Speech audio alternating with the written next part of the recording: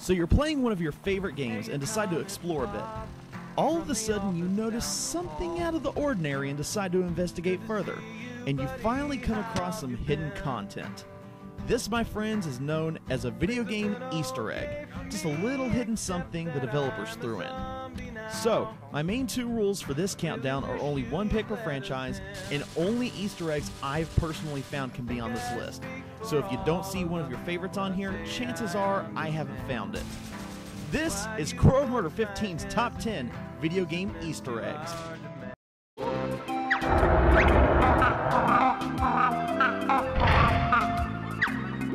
Okay, this one's at the number 10 spot because of what you have to do, because it's somewhat annoying.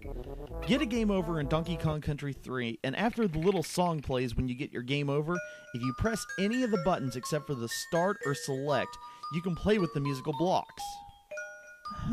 Doesn't that kind of remind you of... Nah.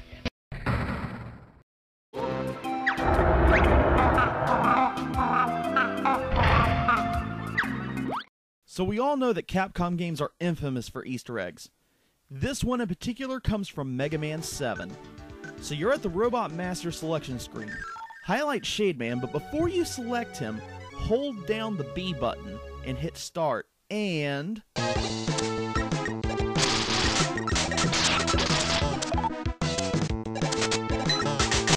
Yep, that's the theme from Ghosts and Goblins. Just be glad that this game doesn't play like Ghosts and Goblins. You know, the 2 hits and you're dead bullcrap.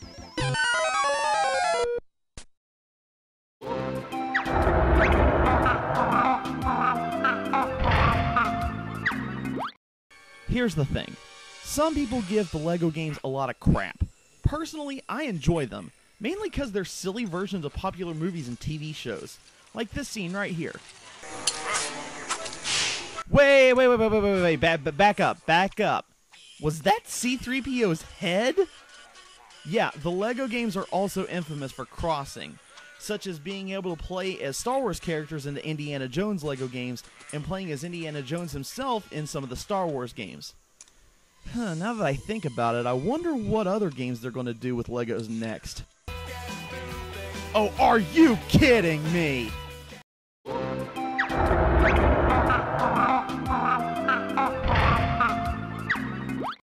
While we're on the subject, here's another Easter egg involving Star Wars.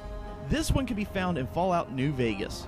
So when you go to the town of Nipton after Caesar's Legion wrecked it all to hell, you look around the town and find 2 skeletons.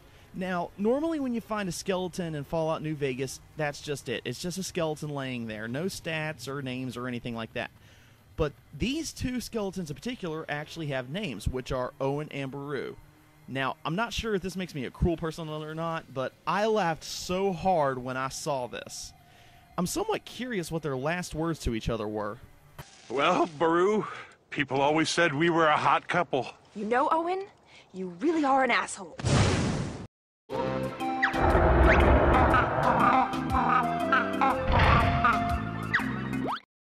Everyone was so hyped for Batman Arkham City to come out. Even the people at Rocksteady. They were so hyped that they announced this game in Arkham Asylum. Okay, let me do some explaining. When you're in the warden's office in Arkham Asylum, there's a plain-looking wall. Just nothing out of the ordinary. But if you decide to put some explosive gel on it and blow it up, there is indeed a hidden room that doesn't even show up on your map. This room is filled with tons of stuff about Arkham City. Concept art, quotes, the works. So, if Arkham Asylum had stuff for Arkham City in it, does that mean that Arkham City... Well, I don't suppose I'll be needing that anymore, will I? Oops. Spoilers.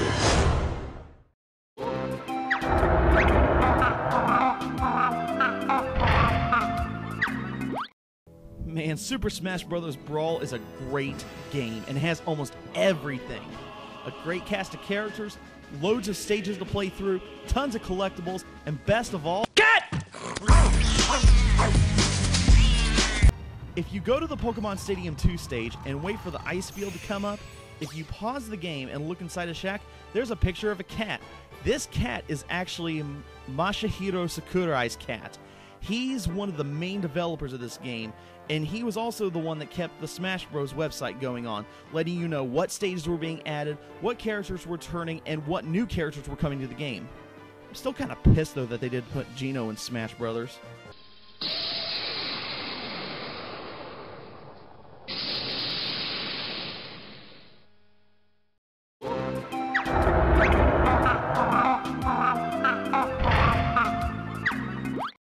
Speaking of Geno, who would have ever thought that putting Mario in an RPG would result in one of the best games ever? Fantastic storyline, battle system, and let's not forget, a cameo from Link. If you stay at the inn at Rosetown, when you wake up, the hero of Hyrule himself is resting in the bed next to you. Looks like Link is sleeping on the job. Hey! Excuse me, princess! Yeah, that never gets old.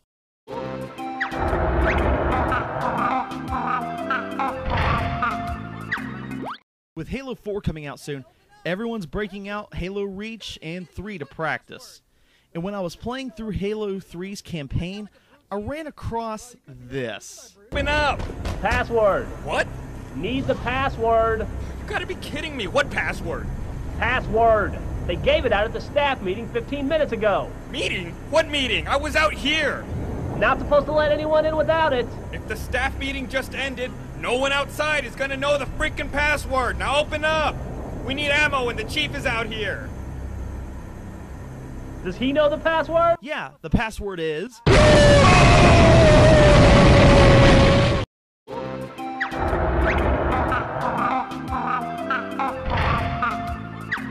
God, this was one of the hardest Easter eggs to find. Let me do a little backstory first. Back in 1991, Nintendo Power held a contest where the winner of the contest would be featured in a Nintendo video game. This game was The Legend of Zelda: A Link to the Past, and the winner of this contest was a kid named Chris HOULIHAN.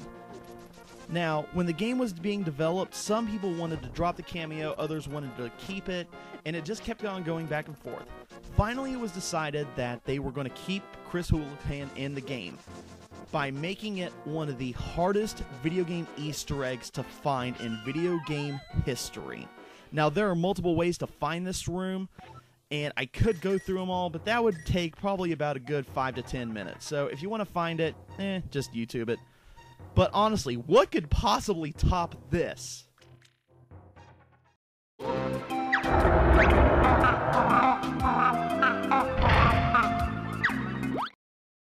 Warning, major spoiler alerts for Portal 2 are in this pick, including the game's ending. You have officially been warned. Portal 2 has a ton of Easter eggs in it that could have been easily put onto this list. But the best one is extremely interesting on what you actually have to do to find this Easter egg.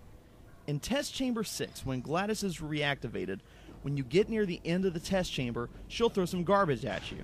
Among the garbage is a radio. Now, you've seen these radios in Portal 1 and 2, so there's not much to them, or so you think. If you explore the test chamber a little bit more, you can actually find one of the Ratman caves. But if you take the radio into the cave with you and put it up next to the wall graffiti, you'll hear what is known as an SSTV signal. This is a signal that is a fragmented picture turned into an audio file. Now, if you have the right software, you can actually put a clean rip of this audio file through your microphone, and it will actually depict what the picture is from the ripped audio file. And if you're able to get a clean rip of this SSTV signal from Portal 2, you'll get a picture of the freaking companion cube on the moon. And why this is so important is because this is literally how the game ends. It's telling you its ending within the first 30 minutes. Now, it may not seem like much, but what you actually have to do in order to find out what the Easter egg really is why it's at the top. And that's why the SSTV signal from Portal 2 is my #1 video game Easter egg. I'm Crow of Murder 15. Anyway. All we want to do is eat you here, maybe we should compromise. If you open up the door, we'll all come inside and eat your brain. I don't want to nitpick, Tom, but is this really your plan? Spend your whole life locked inside a mall. Maybe that's okay for now, but someday you'll be out of food and guns, and you'll have to make